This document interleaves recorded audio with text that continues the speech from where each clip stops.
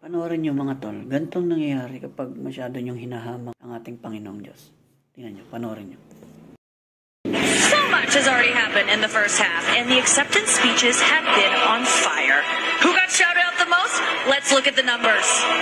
All right, cast and crew are leading the way with 11 mentions. Moms are holding strong with 3 shout-outs. God, creator of the universe, 0 mentions. No surprise in this godless town. Biruin nyo, mga ilang araw lang, ito na nangyari sa lugar nila.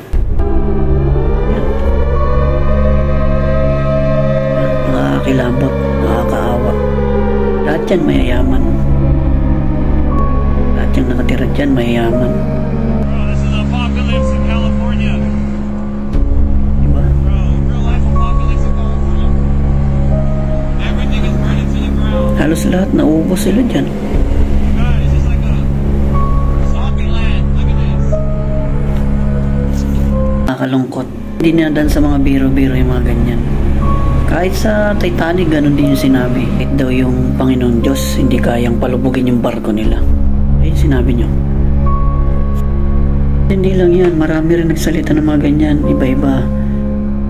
Imbis na hambakin natin ng Panginoon, pasalamat na lang tayo sa mga biyayang binibigay niya sa atin. Pero kung may pananalig ka sa Diyos, ito mangyari sa'yo. Just why? You know, why are all of my neighbors, why are they? And then, in the middle of 2 burnt down blocks, there's 1 house standing, and that's mine.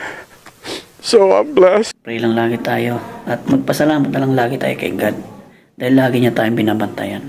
The clips you are watching right now are not from a disaster movie. This is real footage from America. This footage was recorded in Los Angeles, famously known as the City of Angels.